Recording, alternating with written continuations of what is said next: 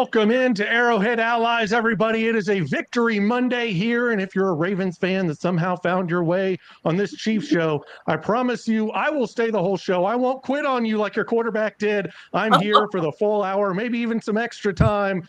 But guys, we have a hell of a show coming for you tonight because we have Hall of Fame coach Dick Vermeil from the Eagles, Rams, and Chiefs. He will be on this show around 6:30. We can't wait to get into all this and more because he's good friends with Andy Reid. He's close to this program. He knows all, so we will ask him. And Clint, got to go to you, my friend. We had this a close game. It was anything but that. It was, and I said, I'm not going to allow the Chiefs. I'm not going to give them any more than 24 points. That's what I believe they're capable of putting on the board at this present time. We're going to get into some topics here coming up, and we're going to get into this all the way. We're going to go all the way in here and delve into this huge victory because I do think this is a win that resets the season and the expectations. And yes, 37 points on the board for the first time since Taylor Swift's first game out at Arrowhead. Let me hear you, Tay-Tay. Tay-Tay's nowhere to be found. But tonight, you guys, I want to start with Noah. Lamar Jackson left this game with what would be called a hamstring injury. It's even hard for me to say because I don't even know if it was for real. But was that really just him pouting and taking his ball and going home after his usual disappointing act against the Chiefs? I mean, that's what everybody's saying. That's what it looks like. Even John Harbaugh is like kind of covert about it, just like, well, we're not sure how bad it is. We'll see. It's not a grade 2 like Roquan Smith is, who's going to be out for a while. But I think maybe hurt a little something, maybe a bruise in the back of his leg, and he's just calling it a hamstring injury. And yeah, I think he pretty much, like I said, maybe it was a little bruised, but he kind of tapped out and said, I'm done for today.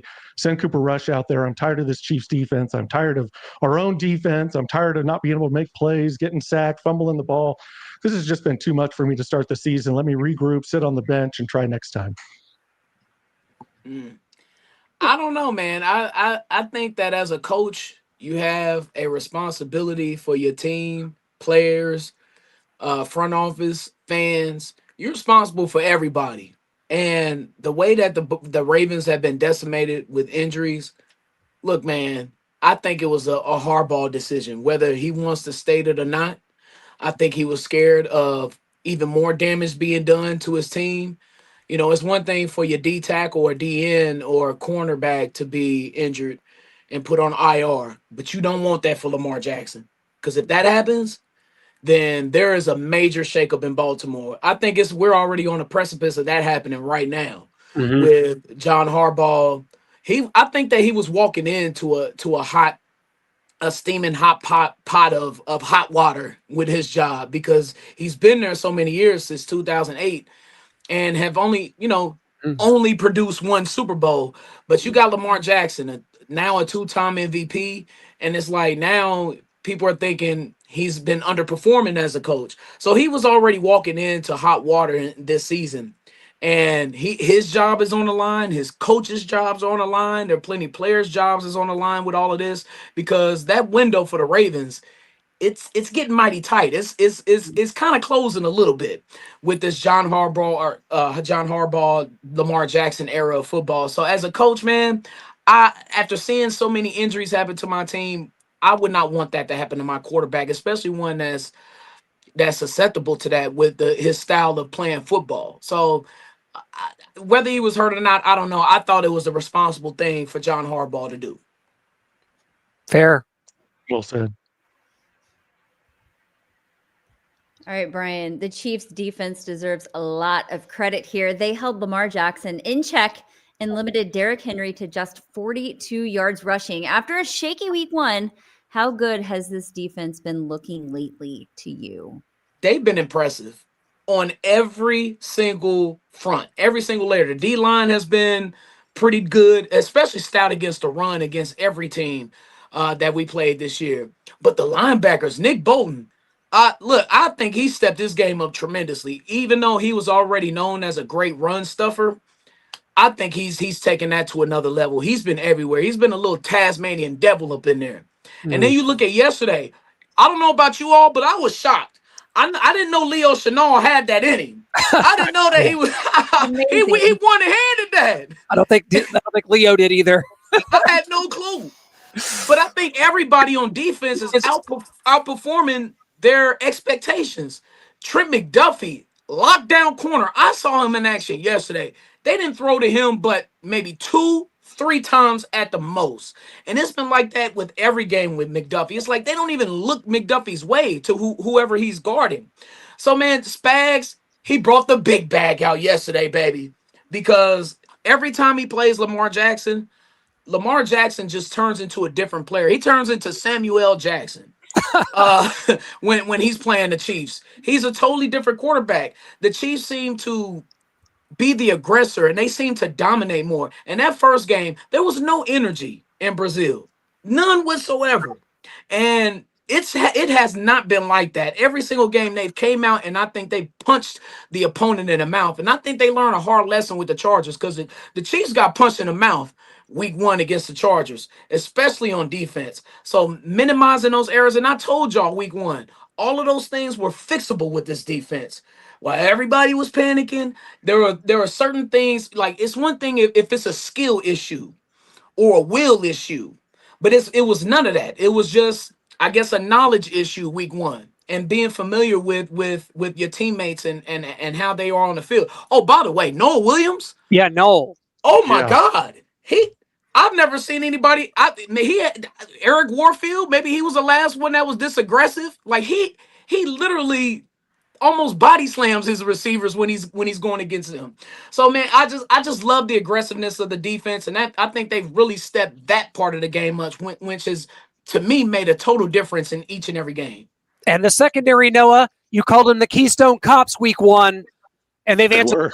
Brian talked about Noah Williams. We've seen Trent McDuffie do what Trent McDuffie does. Jalen Watson's having a great season, and even that back end, Brian Cook is probably your least favorite member of this secondary. He had a penalty. He struggles at times. But even the back end, Jaden Hicks included, playing really well right now. All right, Clint, you want to talk about Xavier Worthy being back? What a difference he's made, guys. Was this offensive explosion more about a bad Ravens defense, or should Chiefs fans really feel hopeful after the highest output since September of 2023? Hey, give me a little bit of both. But you know what? I'm focusing on the Chiefs from here on out. And yes, it is the perfect injection into the veins of what this offense needed. And Xavier Worthy being back, you heard what he said after the game, which is he wanted to go back in against the Chargers week 1 when he dislocated his shoulder after Travis Kelce massacred him. We may be a Xavier Worthy, collision with Travis Kelce had that not happened away from this team really being off to a hot start as a team. All in all, Worthy back. We're not even talking yet about Rashee Rice. Give us 2 weeks and get back to me, and we might be really talking about the fireworks that were promised for this offense. Did anybody go to the game yesterday? Brian did. Oh yeah, Brian, you were there. Front and center, baby. Woo! Yeah, got some good footage too. I can't wait till Coach Vermeil comes on, because I want to ask him about. Take the top 2 receivers off any team in the NFL. Take them. Let's just take the Bengals. They're playing tonight. You take T. Higgins and Jamar Chase off that team. What does that offense look like? Well, you take Jamar Chase and Jordan Addison off the Vikings. What does that offense look like? Just take your number of team. I don't care what it is. Bro, Patrick Mahomes isn't immune to playing sloppy or to playing how he's been playing the past year and a half or so since his top 2 weapons have been out. And I just don't understand. These analysts, they get paid thousands, if not millions of dollars to analyze these things. And nobody thought that having Xavier Worthy, the guy who's kind of the oil to the offense, who opens everything up, nobody ever thought that, damn, maybe when they do get him back, it'll change everything. Because it certainly did yesterday. It was a brand new team. It opens up the run game. It opens up Travis Kelce. It opens up the slot with Juju Smith-Schuster. You saw him getting pivotal yards. It just puts the team in a certain position in certain downs where they're ahead of schedule. You don't want to be 2nd and 10 or 3rd and 7. You saw a lot of 3rd and 2s, 4th and 1s yesterday, to where Kareem Hunt, that's why he led the team in carries with 13 carries, 29 yards or something like that. Don't look at the yards per average with Kareem Hunt.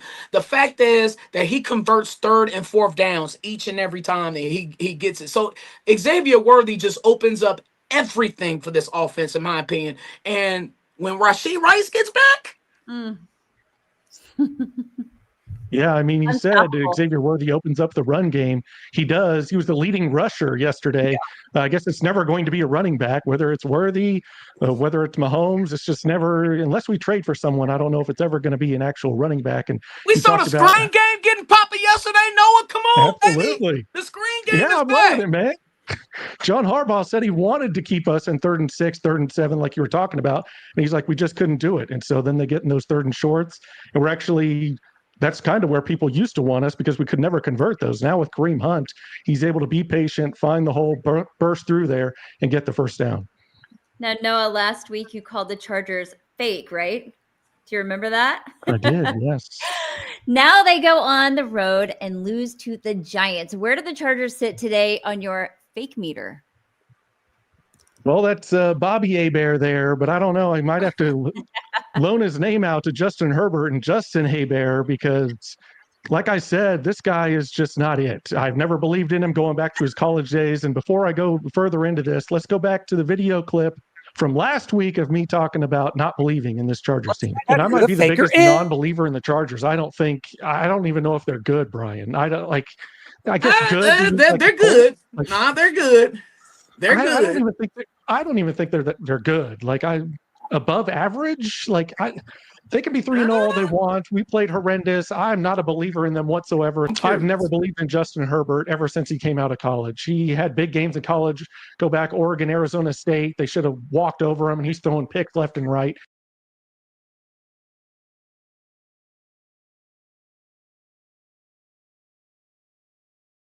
Out for Justin Herbert next year. I'll see it when I believe it. Yeah.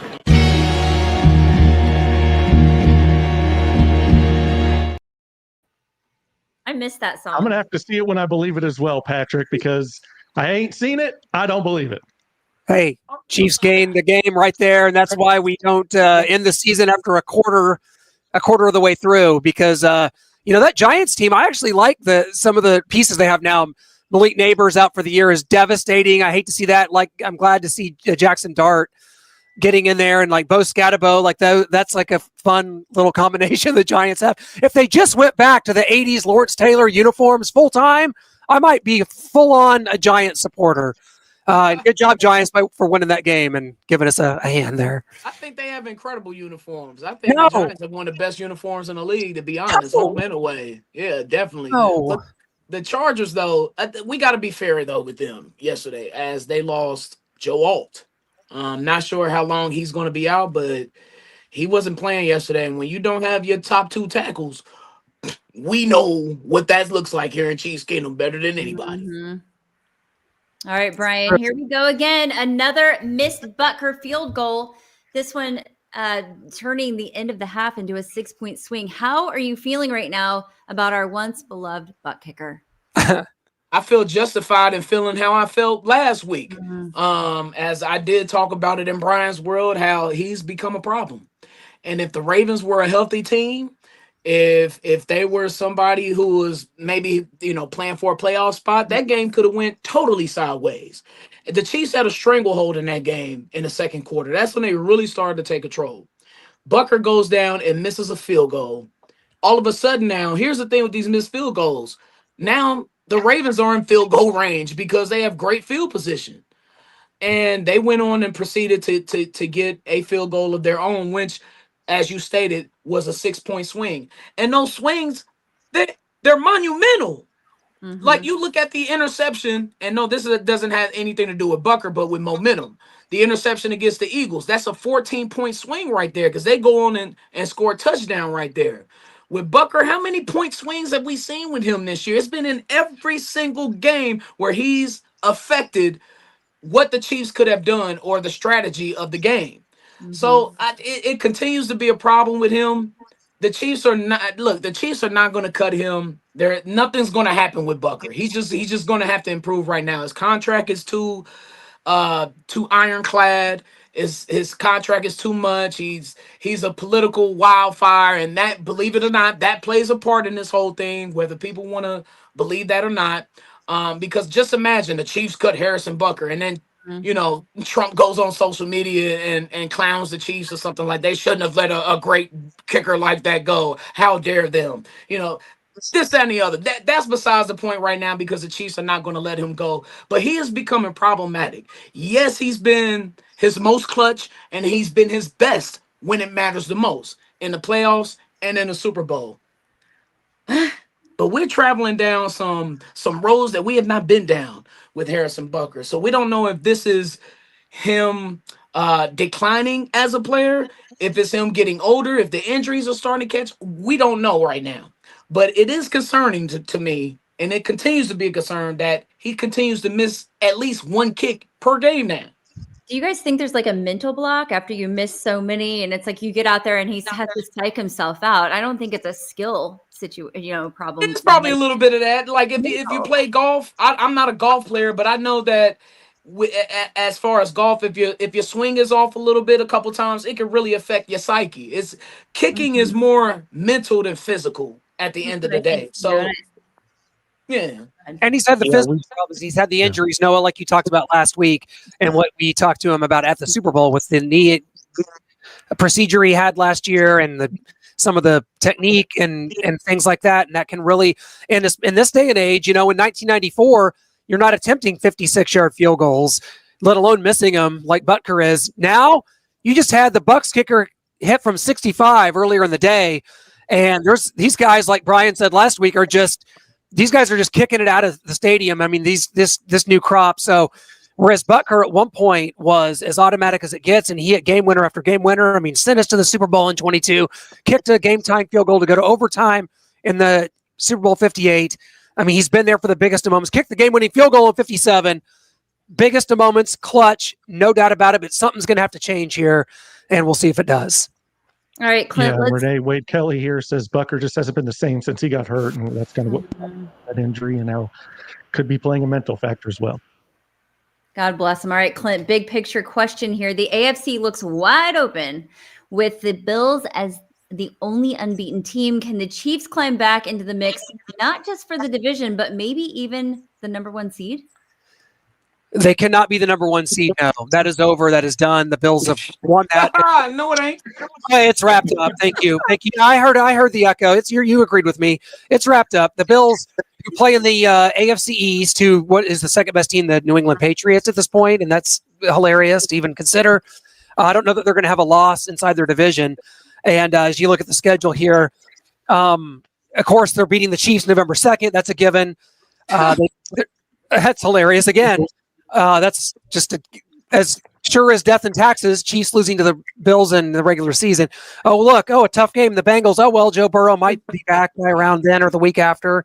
We'll see about that. Oh, at Bucks. Well, that's a maybe. I mean, their numbers just aren't there. Meanwhile, the Chiefs have, the 3-1 Jaguars and the 3-1 Lions coming up in the next two. Hell, the Chiefs are going to be mathematically, to even get back in the division race is going to be really hard. Why? Because the Chargers play no one. Noah, you have just lost to no one, so I guess they can lose to anybody now. So it's Los Angeles Chargers, guys. The Commanders, is Jaden Daniels going to be back playing football anytime soon? Look at this schedule. It's not there. The Chiefs, Colts, Vikings, Eagles, Jaguars, Steelers playing well. Maybe the Cowboys can sneak up on them, and I'm just when it comes to predicting schedules and predicting wins and losses ahead of time, we don't know what's going to happen. Right. We don't know. Like, we didn't know yesterday that Joe Alt was going to get hurt, and that how it affected the Chargers, and they lost to the Giants. Nobody was expecting the Chargers to lose to the Jackson Dart-led Giants yesterday. So I just think it's irresponsible. I know, I like to do it too a little bit, but I just think it's not the smartest thing to predict wins and losses right now, because there are so many circumstances that could change. And hell, the Chargers aren't Teflon. Like, the Bills aren't Teflon. The Bills were struggling with the Saints. Yeah. Dude, Spencer Rattler came into Buffalo and was giving the Bills trouble. So I don't want to hear about the number one seed being locked up. not 4 games into the season. Locked up. Clint, he said he doesn't want to hear. Around because it's like, oh my God, Andy's going for the kill shot. And I think that was one of his special playoff plays right there. That was a little nifty design. I love that one. You guys realize that the Kansas City Chiefs, since 2021, had not won back-to-back games by 13 or more points until last week and this week. We're taking victories where we can get them with this offense and the even the minute improvements. In this case, a giant improvement. So it's been a while since there's been a party time at Arrowhead Stadium. Brian, and you were there, like to get that feeling that just like when the stadium's rocking and the team's down and you know that the game is over by the start of the fourth quarter, Lamar's out, it's insurmountable. Like just the feeling inside Arrowhead, it's not tense, it's not down to the wire. It's a different feeling. Haven't felt like that in a while, to be honest, Clint, because look, let me tell you, I always sit by the visitors. The visitors are always in my area. 109 at Arrowhead, by the way. And they were miserable yesterday. I was talking to some Baltimore Ravens fans who had came here from St. Louis, and they did not enjoy. Maybe they enjoyed the first opening drive of the game, but other than that, they didn't have a good time at Arrowhead at all. Everybody's hurt. Yes. And I'm gonna be honest, I was shocked when I saw Cooper Rush in there in the third quarter. I was like, first off, why is he their backup? Like you would think that the Ravens would have a backup that plays similar to Lamar Jackson, but that's neither here nor there. But yeah, it's always a good time when Arrowhead is rocking like that. And like you said at the top of the show, the Chiefs haven't had a win like that at Arrowhead since the Bears game. Was that not last year, but in 23? Was that 23? Taylor's first game. That was 2 years ago. That's crazy. So it just goes to show what a healthy offensive line can do. Because that old line, look, Jawan Taylor deserves his flowers this week. There was no penalties on him, and he did a damn good job. As well as Kingsley Sumatai. He has really solidified himself as this team's starting left guard. I made sure I kept a close eye on him. He was looking good, but it's a different experience at Arrowhead whenever the team is rocking and fans are feeling good and Patrick Mahomes is making 40, 50-yard passes and he's chopping up the Ravens defense to touchdown Tyquan Thornton. It really was a party at Arrowhead yesterday. It was one of them days. He's averaging right around 50 yards a game. He's getting the underneath stuff. He's sitting down in zones like Kelsey does. We've got to get him in the end zone. And he's going to get more of that. He's going to eat more when we get our side of rice. He's going to eat more because people are going to be now focusing in on Rashid now because he's going to get a lot of targets. Andy's going to make sure that he gets the ball. And when that happens, okay, now we got Kelsey working this thing underneath. Okay, you want to guard that? Okay, fine. We'll have Xavier Worthy on an end around, on a reverse or something like that. Okay, you want to pay attention to that? Okay, fine. We got Hollywood Brown going on some type of streak. Okay, you want to worry about? Okay, fine. We got Juju Smith-Schuster in the slot right here. Like they could not guard Juju Smith-Schuster yesterday. I don't know if you all saw that, but anytime that he wanted a chunk play, an 8-yard gain, a 7-yard gain in the middle, they could not guard him because of the attention of everybody else. And let me tell you about that run game, because you played that Bashar Smith. If you pay close attention to how the Chiefs are using their running backs, I love it. Yesterday, I thought they did it perfectly. You're using Pacheco on the early downs to kind of set the tone, and then when it's short yardage, you bring Kareem Hunt in for the bulldozer yards, and then though the screen game, we talked about it briefly.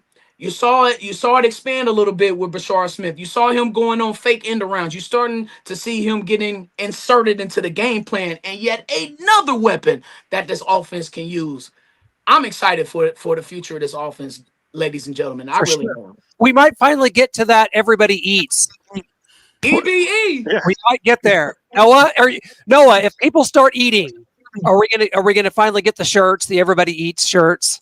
We have to, yeah. If everybody starts eating, if we get Rashid back, and I mean, we already saw it with the receivers, saw it a little bit out of Brashard. If he can get better and kind of develop as the season goes along, then I think we'll see more out of Brashard, and we'll see him kind of really take over that Jerick McKinnon role that we've missed since he left and tried to make it Samaje Perine.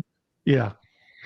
And we've got Renee Wade Kelly here saying, do you think Lamar was hurt or did he give up? That was our first topic of the night. And we kind of said somewhere maybe in the middle, maybe a little nicked up, but he also kind of threw in the towel as well. Coach's Chiefs decision. could have easily scored 50 points. Against the Ravens, they just ran out of clock. Yeah, it should have been 40 had Butker not missed his kick. So, Clint, do you have news? It looks like you're shocked there. I don't know if he can hear us. Was it Taylor Swift, Clint? Taylor called you? He looks like how Trent Green used to look when Coach Vermeil was giving him plays in the Earstead, or Al Saunders was giving him plays. Clint, you okay? Well, we do have this to get to. We've got some nominations for the Pro Football Hall of Fame class of 2026. Alex Smith, which was a shocker. And then Eric Berry, Jamal Charles, Priest Holmes, Brian Waters, and James Hasty are the Chiefs that are up for the Pro Football Hall of Fame. They're nominated. Maybe, I don't know, maybe Eric Berry, Jamal Charles, Priest Holmes, Brian Waters. Look, I think our hopeful out of that group is Jamal. Yeah. I don't think Alex Smith stands a chance. Although, look, I loved Alex Smith. I just you look at the bar of quarterbacks and where it's set, he's not there. He had a great career though. Everybody's not a Hall of Famer. But Jamal Charles, to me, states a special case based on his yards per carry and where it stands historically. It stood throughout his career, the over 5 yards per carry thing. And that nobody has ever accomplished that besides him and Jim Brown. And there might have been one other back, I'm not sure. But just to be in a short list in the class with Jim Brown included, I think Jamal Charles definitely deserves some serious consideration, although his numbers may not stack up to other Hall of Fame running backs. Sorry, guys, just trying to get Coach the link here. He called me and it was not working for him, so we're trying to get Coach Vermeil on right now. He's trying to join, and I just resent him the link. I'm not that. There we go. Sounds like it. And there it is. Yes. Yep. Right. Coach Vermeil is in the house. Coach, we got you in here. We made it happen. How are you? A legend. I'm doing all right. Other than fighting credit card problems, I'm doing great. Thank you. What? Well, you sound like me. What? Oh, God, I've been through so many credit cards in the last month that I'm embarrassed to say. Well, I was buying Euro passes this week in Netherlands. Okay. What? Oh my gosh! Well, that comes for all of us at some point. It makes me feel a little more human knowing that it happens to someone else other than just me, Coach. But welcome to it. Well, how's everything been going? You're in Pennsylvania right now. What have you been up to, Coach? Well, not a lot. I've been rehabbing a back operation for a while now, and it's getting there after 10 months, and I'm walking a little better. I walk with a cane part of the time, but overall, I'm healthy, and I'm very fortunate for that because I have a lot of friends that are not. Well, Coach, we're glad that you're feeling better there. And are you able to walk the vineyards? We got VermeilWines.com here. What's the latest and greatest that's going on with Vermeil Wines? I was out there for 3.5 weeks and did not pick one red grape. The crop is late this year. Doesn't mean it's not good. Doesn't mean there isn't going to be good volume. They just weren't ready to be picked yet, and I had to come home. But they can get along without me. They've done it before. But I missed it. I enjoy driving the tractor in the morning, that kind of stuff. And I like to believe they need my help. They do. Of course they do, Coach. Yeah, maybe. And thanks for joining the show, Coach. It's an honor to talk to you again. Thank you so much. I have a 2-part question. This goes into your coaching strategy and how you view things. One, going into a season, how much did you actually build your offenses? Let's use the Chiefs for an example. The 2002, 2003, 2004 Chiefs, when you had Gonzalez, Eddie Kennison, Bo Richter, Priest Holmes. We know the cast of characters, Tony Gonzalez. How much of that offseason, going into the season, did you take time to build around Tony Gonzalez and Priest Holmes? Well, I think, along with all the help of my coordinator, Alex Saunders, and staff, they did a great job of building offense that would be suitable to the kind of athletes that we had. And we were very, very, very skilled. We didn't have any all-pro wide receivers, but good wide receivers, the Hall of Fame tight end, Hall of Fame left tackle, Hall of Fame right guard. Now the left guards, Brian Waters has been nominated for the Hall of Fame. And we had Tony Richardson in the backfield along with Trent Green, a Pro Bowl player. So, and Priest Holmes, Pro Bowl player. And so we had a lot of talent there. Now Saunders and staff did a great job of doing great things with it. In fact, most people don't believe me when I tell them this, but we get great credit for the greatest show on turf in St. Louis. And it was a hell of an offense. A lot of fine players and good coaching by Marks and staff. But my 2003 offense and 2004 offense, offensive touchdowns scored more than the greatest show on turf. Okay, more touchdowns. Our greatest show on turf stats were a little bit distorted in that we scored 11 touchdowns with the offensive team sitting on the bench watching the other guys play. So anyway, we did a lot. Our coaches did a great job. We had a great offensive line, so it allowed you to pretty much do what you wanted to do. My second part of this question is, with the Chiefs losing or not having Rashee Rice and Xavier Worthy, how much of an effect of losing those players do you think had into the game plans against the Chargers, Eagles, and the Giants as to see the Chiefs not be in the same offense as they were building coming into the season?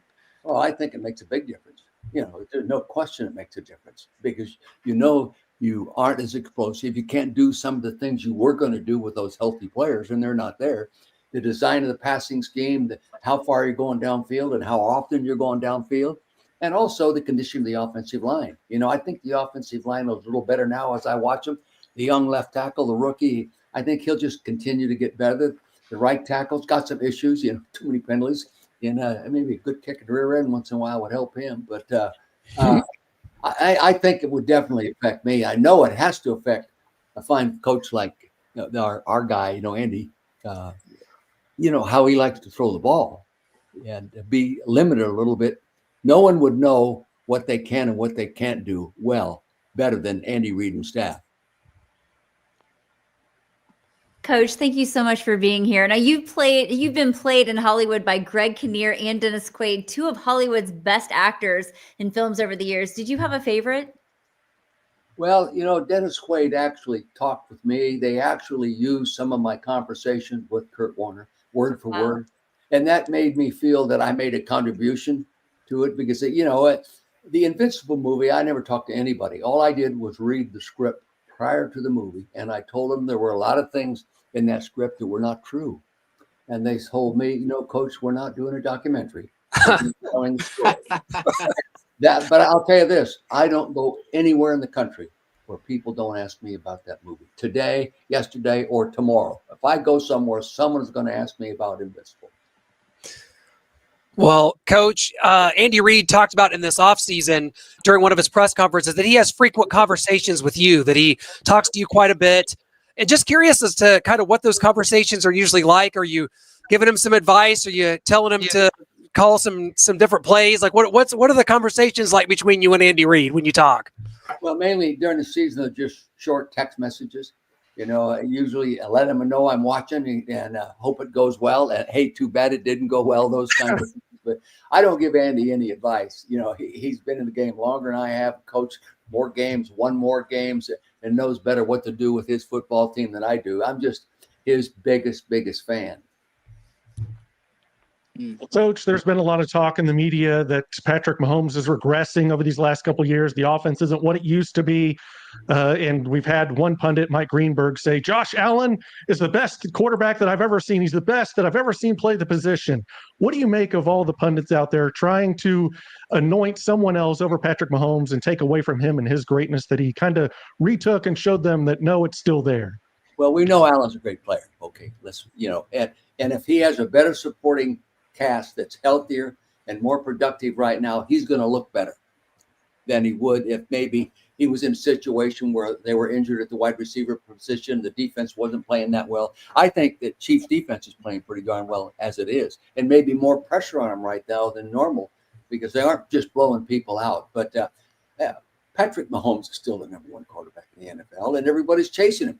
And there's always going to be writers that sometimes don't really understand the total process to when they make a comment like someone's better than somebody else, But hey, they're both awfully fine players. Hey, right now I'm sitting in a city where poor quarterback didn't throw a complete pass in the second half. You talk about getting eaten alive. My God, Can you imagine if that had happened in Kansas City now after all the success? And he's a great player. Okay, Jalen Hurts is a great player and one of the top 5 quarterbacks in the league, but it wasn't a good day for him in the second half yesterday. And everybody contributes to that performance or that kind of incomplete passing game performance. Yeah. Coach John Harbaugh, coach of the Ravens, he's under a little fire right now with some of the things that he's done this year with how his team is performing. But one thing in particular is Lamar Jackson. Is he injured? Is he not? And earlier in the show, we discussed this topic, and I thought that John Harbaugh had a responsibility for not only his team, but the other players, the coaching staff, the fans, the front office, to make sure you protect all of your players. And when you're on the sideline and you're seeing your defense and your whole team getting decimated by injuries, do you kind of blame for John Harbaugh for, I don't want to say he took Lamar Jackson out, but do you blame him for kind of setting him to the side and saving him for another day? Well, I don't know if he actually did that or not. Okay, I can assume that he did that by watching the game. But, well, Jackson, you're going to do your best to protect him, just like his offensive linemen are, But I'm sure the situation in John Harbaugh's mind, it was the right thing to do. I'm sure I would have done the same thing if I thought it was the right thing to do. I know Andrew Reid would do the same thing. But I don't know. I don't have the depth of understanding of what was going on during that ball game and in John Harbaugh's head. I would never second guess John Harbaugh. Okay, he's well trained by Andy Reid. Okay, that's a nice foundation. And then he's been so good as a football coach and handled a lot of variables, a lot of highs and lows. He's been to Super Bowl and won it and all that kind of stuff. So I wouldn't even begin second guessing what he does and how he thinks in regard to his quarterback. Coach Priest Holmes was the honorary drum guy yesterday at Sunday's Chiefs and Ravens game. Wonderful. Just how important was he to the offense in the early 2000s? Absolutely. He made us all look like better coaches than we were, especially me. If he had been in New York or Chicago and did what he did over those 2 years with 27 touchdowns in one season, he'd already be in the Hall of Fame. He's a candidate. It's always going to be a struggle, but he was an outstanding player, the best running back I've ever been around, running with patience and understanding what's going into the blocking scheme and how to set his blocking scheme up with his offensive lineman and run accordingly. No one did it better than Priest Holmes that I've ever been around. And Marshall Faulk was flashier and faster and more explosive, but Priest had that knack of setting blockers up and helping it to block the scheme that they're confronted with and then utilize it and be patient and wait for it to happen. And of course, he had a great offensive line in front of him, coached by Mike Solari, who did a great job. Yeah. Do you miss Arrowhead? Do you miss the energy? Do you miss the fans? Who would not miss that place? I had two of my grandsons at game, and the one flew in from California, the other flew in from Greenwich, Connecticut, just to be there. And the first text I got once they got there, they call me Dad. He said, Dad, there's no atmosphere like Arrowhead. They just love it. Better than the Super Bowl. Yeah. It's a great. Selfishly, I hope they maybe remodel it, but never tear it down. Yeah. The nostalgia. We need you to talk to Frank White then, Coach Vermeil. That's true. Coach, I want to ask about defensive coordinators because you had a couple here, and Greg Robinson and Gunther Cunningham, who both sadly passed away now. But Steve Spagnuolo for the Chiefs, and just kind of that pairing with Andy Reid, the importance of that tandem. And I mean, we don't have any coordinators in the Pro Football Hall of Fame, but if ever there was going to be one, would Steve Spagnuolo not be completely deserving of that? Oh, no question. I've known Steve Spagnuolo since he was the defensive coordinator of the Barcelona Dragons in the old NFL Europe. I can tell you some stories on him. I think he's a hell of a football coach, and that's why the defense is so successful.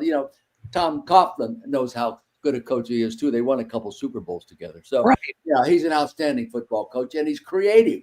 And he stays one step ahead of what the offensive coordinators think they have already solved that problem. No, this week you got a new problem to solve. And no one does it any better than Steve. Well, we let you gush on Steve Spagnuolo there, and now it's your turn to gush on Andy Reid. You've already done a little bit, and with very much reason, because he has 224 games he coached for the Eagles. He just coached his 200th game for the Chiefs. Take us in just kind of Andy Reid and what he's done, and not just Philadelphia and Kansas City, and the kind of coaching career, legendary career that he's built at two different places.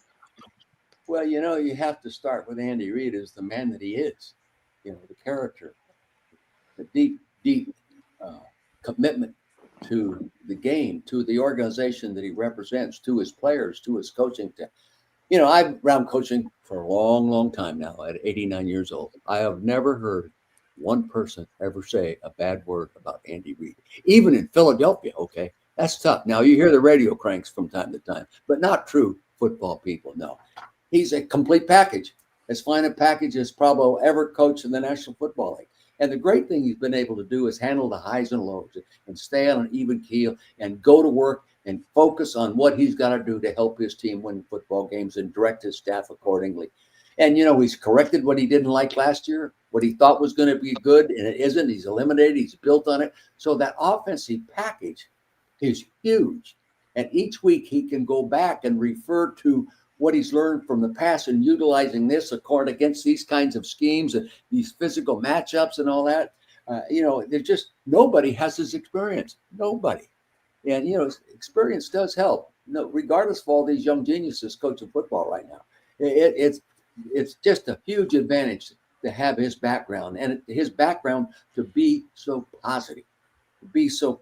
And I'm probably Andy Reid's biggest fan. Okay, not only because it was win-loss record, because his total package as a human being.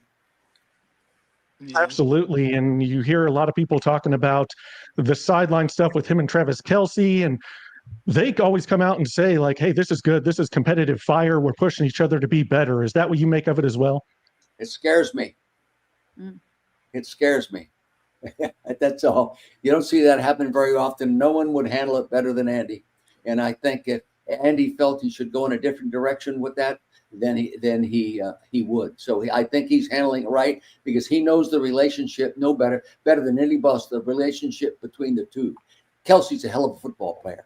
I think some players, not Kelce maybe, but some players get so full of themselves sometimes they lose control, and it becomes a negative. Yeah, and I don't think Travis would ever allow that to happen. And I know, because I know his dad, I know that Travis has great admiration and love for Andy Reid. Coach, over the years, it seems like a part of your philosophy on offense is building up that offensive line first. St. Louis, you had Orlando Pace and those guys, and of course here in Kansas City, Rove, Waters, Wegman, Shields, Tate. I'm so glad that I can remember that just off the rip, but watching those guys all those years. But with the Chiefs' offensive line now, improving, especially over the past 2 years, this is the best line Mahomes has had since 2022. What are some of the top qualities that you look for as a coach and offensive lineman? Well, size, strength, and agility, a knee bending ability, flexion. The whole game is played higher today. Now they're up here with hands in front of the shoulder pads. In that era, the 2003-4, we had a different angle of the body coming off the line of scrimmage with more explosive type movements. And even here in Philadelphia, it's different. A lot of the people play the game more with their offensive line, more standing up.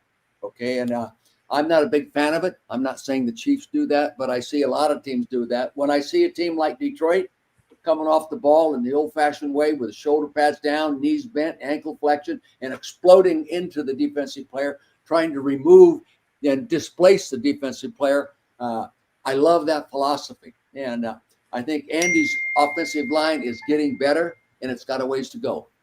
Okay. Jared Allen just went into the Pro Football Hall of Fame. I know you brought him to Kansas City. Can you talk about how amazing that was for you? It was a real honor to present the gold jacket to him. Yes, we drafted him. Carl Peterson and staff drafted him. I was just part of it. I remember going getting up on the table in the fourth round when he was still sitting there saying, "Listen, we got to draft this guy." He reminded me so much of my first round pick at the Chiefs in Grant Wistrom, who was a fine player for us out in Nebraska. But he was bigger. And, he came to us. He just loved to play football. He was immature. He had to grow up some, and it took him a while. And there's no correlation between age and maturity. Everyone, matures at a different rate. He was always a great kid to coach. He was fun to coach. You had to calm him down once in a while. I remember the defensive coordinator, Gunther, and those guys get mad at him once in a while. But Carl Harrison and those guys really loved him. They were coaching him, and you could see it right away. As soon as he got on our field and started going a one-on-one, we said, he's a hell of a lot better than a fourth-round pick. Oh, Coach, it is always so fun to catch up with you. Before we get you out of here, we got to hit you with our final 4 questions, 4 quick ones. We'll have some fun with it. And I got to start here. I know you're out in Pennsylvania, so I'll be careful with this one. But do you think the tush push should stay or should it go? I don't like the play, but I wouldn't vote against it, so let it stay. There you go. Coach, Andy Reid came out and said that he took a play back when he was in Green Bay from a janitor. And I wanted to know if you ever took a play from some random person outside of the organization and used it in a game. One time in St. Louis, we were no good anyway. And this alum kept banging on my ear the first couple of years in there. And I finally said, send me a play, I don't ever know if I really truly used it, but I told him I did. Okay? I love that.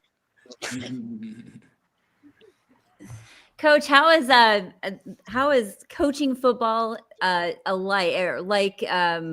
your winery? How is that? Is it different? Same at all? I'm not a knowledgeable wine guy. Uh-huh. I like what I do within the wine business. I grew up helping my grandfather Vermeil make our family wines. They were not elite, 100 rated Cabernets or anything like that, but it was just family wine, and that's what I always enjoyed. I always enjoyed the process. I enjoyed the family conversations with my Italian grandmother and my French grandfather, all talking about wine and how important it was to our meal. And therefore, I started a hobby of making Vermeil wines, and friends of mine turned it into a business, including Carl Peterson. And it's struggling right now. We're probably going to end up the season about 7-10. Okay. Last year we were in the playoffs, but the whole wine world right now is struggling.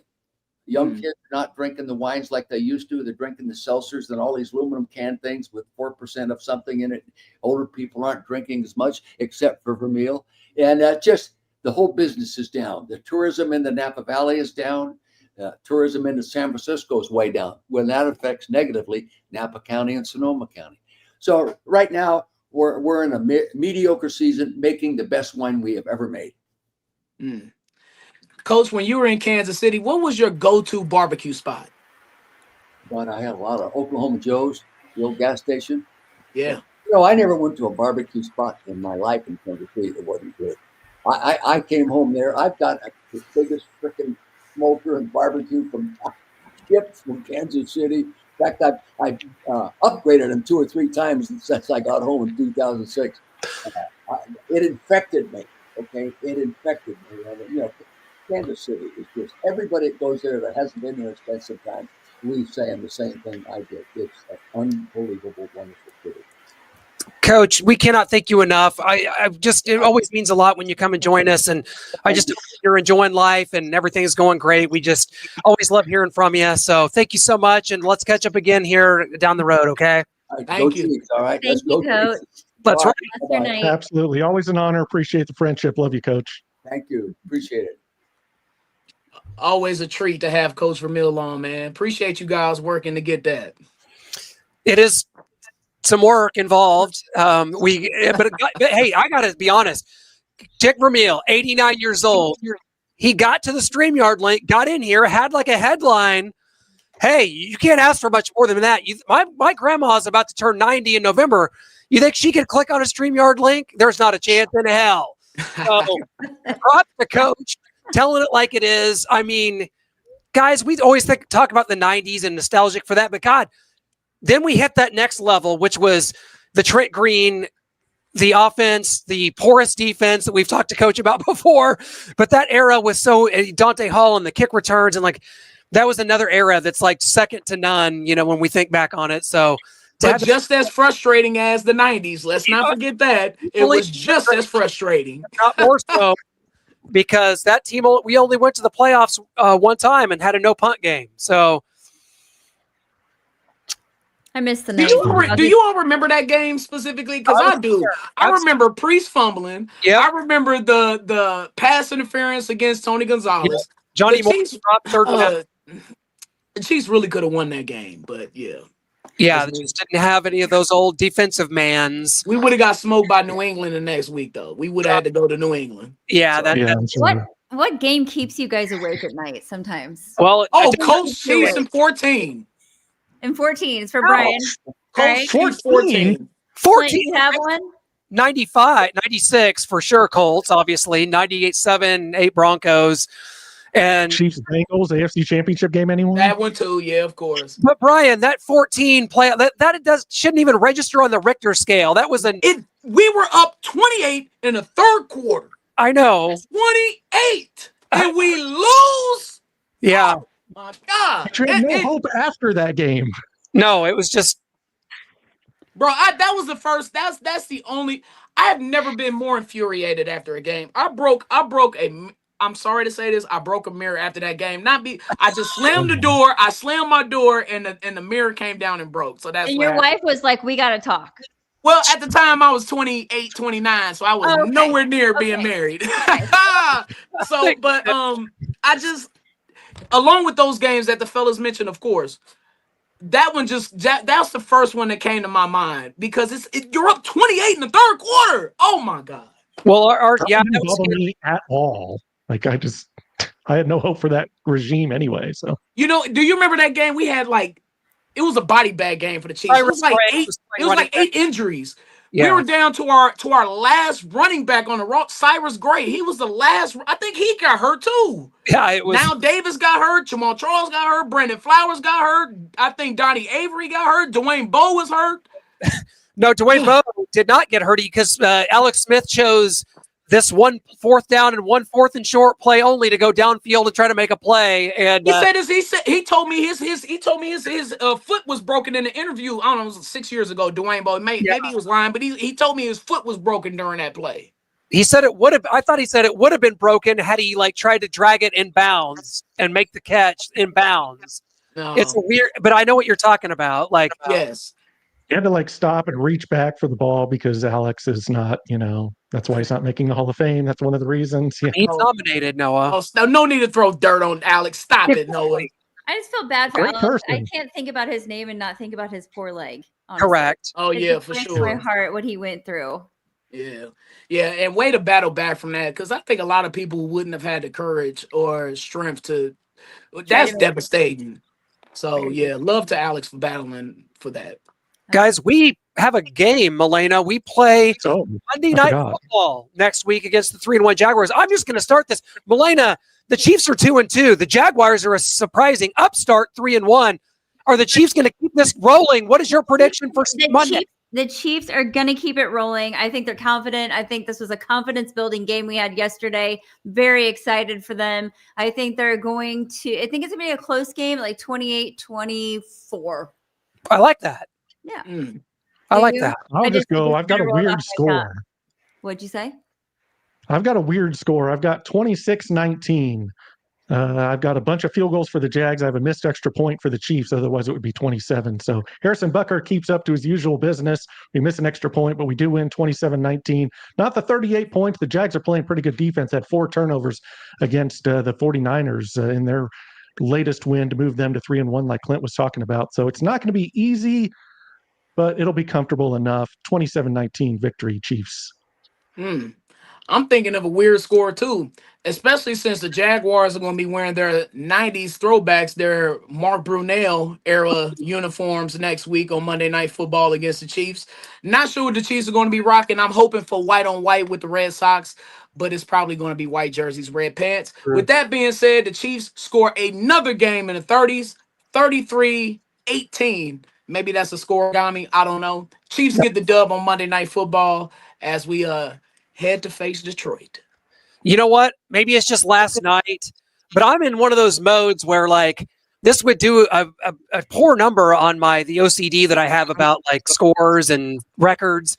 But I saw the Packers and Cowboys last night turn in just a wildly entertaining game that ended in a tie. I'm going Chiefs 27, Jaguars 27, tie game. Wow. Shane Williams lives on. You don't strike me as the OCD type, though. Oh, we're done here.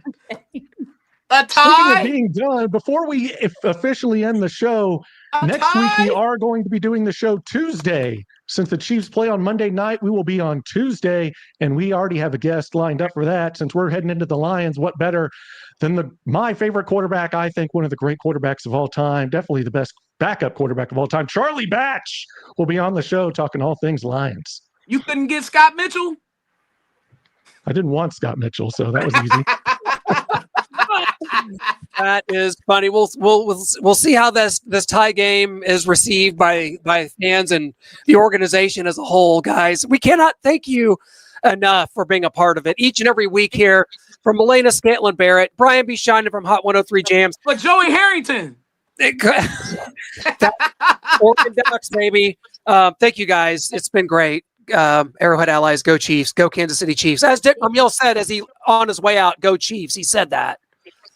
Let's avoid that tie on Monday night. Get a win. Go Chiefs!